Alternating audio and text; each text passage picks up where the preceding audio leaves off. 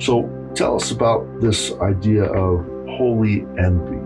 Our sense of holy envy for our friends of various faiths. Where did this idea come from, and why is it such an important and powerful idea? I look forward to talking about both holy envy and also a related idea, the empathy wall. The Berkeley sociologist Arlie Hochschild has written about what she calls the empathy wall, and says that the empathy wall is an obstacle to a deep understanding of someone else that can make us feel indifferent or even hostile to those that hold different beliefs.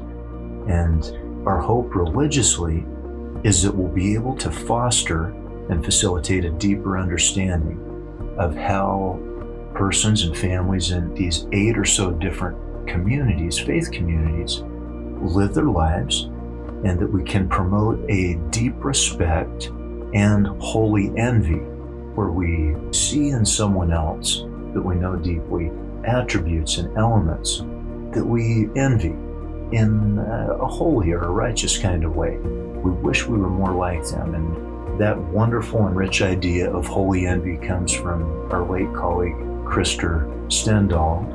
So Krister Stendahl was Dean of Theological Seminary at Harvard, and then he was appointed to be the Lutheran Bishop of Stockholm in Sweden, his home country of Sweden. And so he was over the Lutheran Church, the Church of Stockholm, and at that time, the Church of Jesus Christ of Latter-day Saints was building a temple, one of, at that time, probably 20 or so temples throughout the world. And it was an unusual thing for the LDS Church to build this temple right there in Stockholm, Sweden. And Sweden is a Lutheran nation, and here's this little strange American sect building this temple right in their capital. And it caused a number of Swedish Lutherans to be concerned, and let's just say there was quite a bit of anxiety and uncertainty and some hostility, and partly because the press were doing quite a few stories that were reflecting negatively on the Church of Jesus Christ of Latter-day Saints. So what impressed many of us Latter-day Saints who've heard this story is that Bishop Stendahl called a press conference, and he explained to the press that he had developed for himself 3 rules of religious understanding, where he tried to follow these rules in his own interactions with and relationships people of other faiths. And so the first rule that he developed was that when you're trying to understand another faith, ask adherents of that faith to tell you about that faith, rather than asking people who are not a member of that faith or who might even be somehow hostile to that faith. The second rule he tried to live by was to try not to compare the best things about your faith with the worst things about other faiths. All faiths have positive things and negative things, and our tendency as human beings is to compare the things that are the best in our own faith with the things that are problems in other faiths. And it's comparing rotten apples and oranges. It's not fair.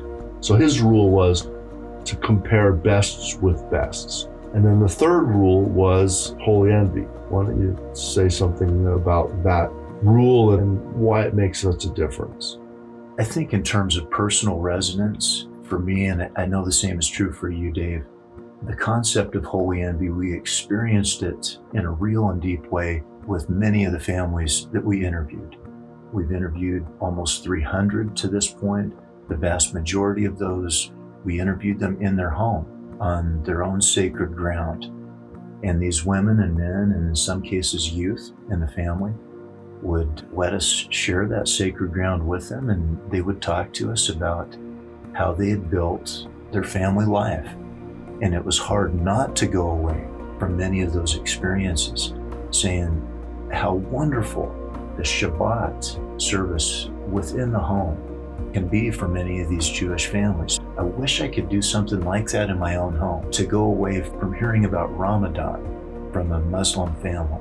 Say, what a wonderful thing to fast with such dedication, and then to take the zakat offering and use that to feed the poor at the end of the Ramadan fast. Is there a way that I could do something similar in my own family, in my own home, in my own marriage.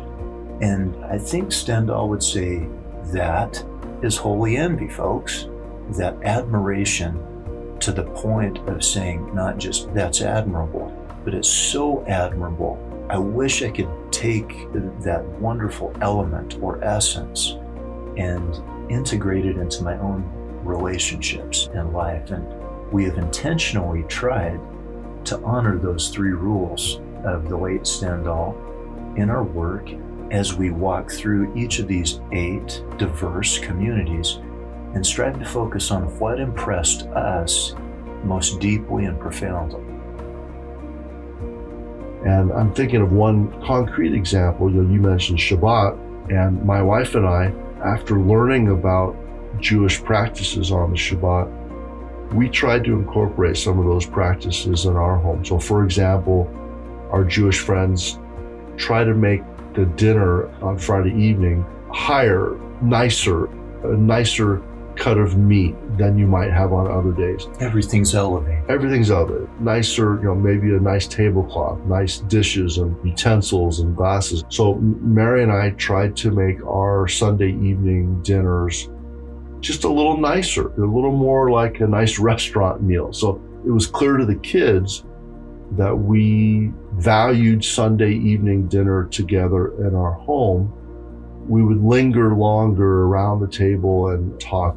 We would read scripture in addition to our saying grace. Just tried to make it a little more meaningful, a little more sacred.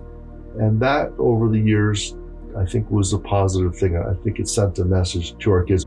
Another thing that we really learned from a congregational family where they were quite a progressive family and were very concerned about ethics and care for the poor.